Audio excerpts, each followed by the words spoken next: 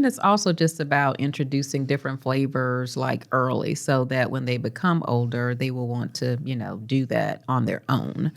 I know as a new mom, what I did was I made like my own kids' baby food. Yep, I did that too. And so I had a mincer, and I think Austin really loved like eating different kinds of foods. And Avery, the younger, he would look to see what we were eating, and he said, "As soon as I get off of this cereal that they have me eating, I want what y'all want. What is that you're eating? Because it smells really good." So I really wouldn't season what they ate. I would just put it in the mincer after it was cooked and then have them eat that, because I just felt like it was healthier for them. It was less sodium that you would find in packaged foods, and it was good. And so you could, and because of that, they are healthy eaters. Like they eat everything. My kids were in the generation where they were the chicken nugget, and that's all kids ate. Still, is that still the same? At least with my kids, that's still a thing. I was like, is that still a thing? I was like, oh, surely they've gotten beyond that. Oh, Some people's kids that I know eat sushi, but my kids still eat dinosaur chicken nuggets.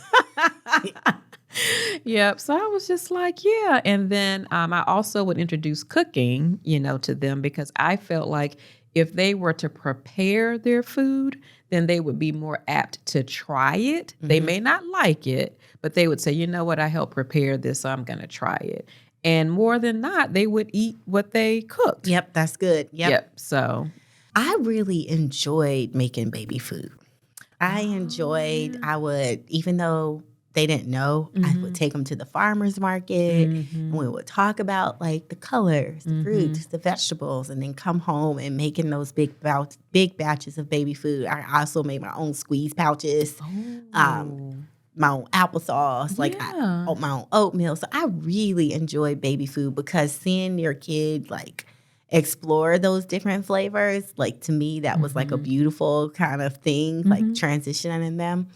And then as well as the cooking. Like I think the cooking, the singing, especially as somebody who kind of grew up cooking with my grandma, and like having that bonding time and just using that they don't realize the science and the math that's involved. Yes. But then the conversations around food, where recipes come from and all that, I have really enjoyed that. But as both of us are like authors and like readers, I have also enjoyed like exposing my son to like books that talk about like healthy foods, healthy eating, and of course your book. And so I would love to know what inspired you as a mom to write that book. Yes.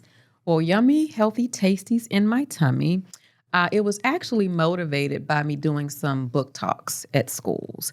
And I would do summer programs. Sometimes I would do after school programs, and just, seeing how kids would eat. And most times they would gravitate towards the salty snacks or the sugary snacks. But there would be apples there would be oranges there, and the kids wouldn't touch it. So it would be a table full of apples, a table full of oranges, and still be there. But all of the chips were gone, all of the cupcakes were gone, all the time.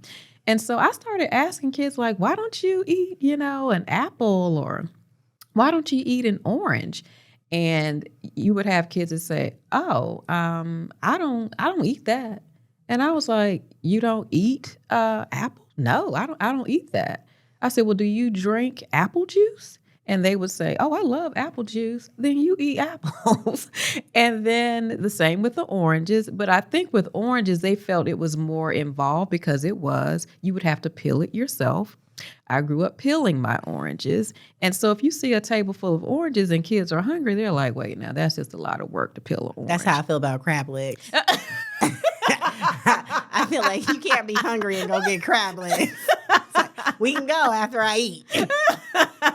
Yes. And then you would have some kids like, oh, I don't eat that. And so that's really what developed the idea of, there are foods out here that you are eating. You just don't think you're eating it because it's coming in a different form. And your mama's hiding it.